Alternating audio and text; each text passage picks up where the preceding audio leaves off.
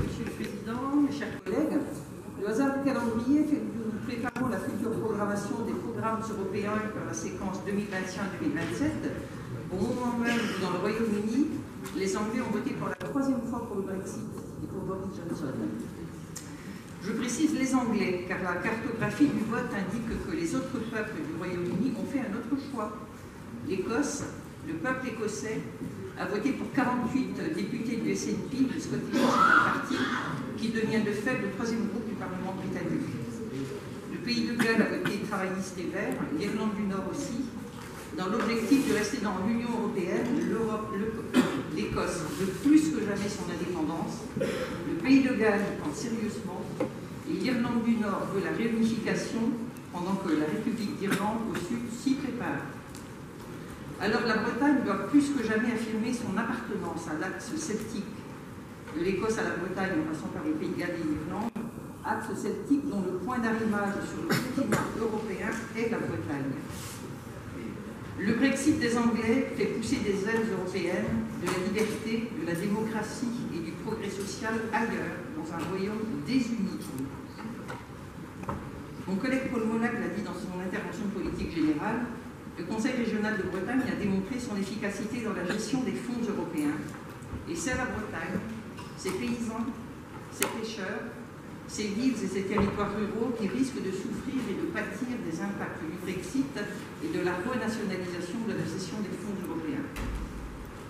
Pour nous, il s'agit là d'une régression démocratique, j'ose même dire d'une régression ontologique, qui touche à l'essence même de la démocratie et de la diversité, écho à la devise européenne unie dans la diversité. La région Bretagne, on le rappelle encore, est la région hexagonale qui a le plus territorialisé la gestion des fonds européens. Et il faut rappeler l'excellence des CUPS, ces comités uniques de programmation, véritables instances représentatives de la société, du peuple dans ses diverses composantes, instances de proximité siégeant dans ces bassins de vie que sont les pays.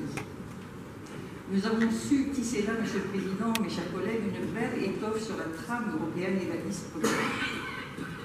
Nous redisons ici notre soutien à la demande que vous portez, Monsieur le Président, de pouvoir expérimenter, au nom du droit à la différenciation, la gestion de l'ensemble des fonds européens et surtout celle des deux piliers de la PAC, ce qui est logique pour la région agricole de l'Hexagone. Concernant les deux piliers de la PAC, leur gestion directe nous permettrait d'orienter la politique agricole et alimentaire du bien produire et du bien manger, et de l'accompagner. Nous avons tous reçu sur nos messageries hier soir la lettre ouverte d'un syndicat agricole. Lettre qui dénonce les capitulations régulières de l'État français sur le paiement redistributif, la fongibilité des piliers, les aides bio et les MAEC.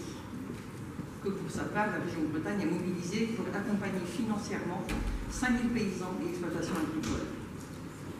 Ce syndicat agricole reconnaît au Conseil régional le mérite d'avoir su compenser les désengagements de l'État. Et il dresse, je cite, ouvrez les guillemets, un bilan plutôt positif de la gestion par la région des fonds et programmes du deuxième pilier de la PAC.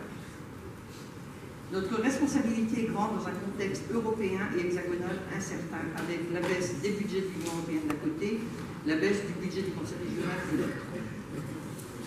Un petit focus sur la pêche. Le commissaire européen, responsable de l'environnement, des océans et de la pêche, a dévoilé hier les grandes lignes de l'accord, notant que des hausses significatives ont été acceptées pour 25 stocks de poissons, ce qui est important pour les pêcheurs, et c'est le cas par exemple pour la sole dans la Manche, mais ce sont surtout des baisses de quotas qui ont été enregistrées.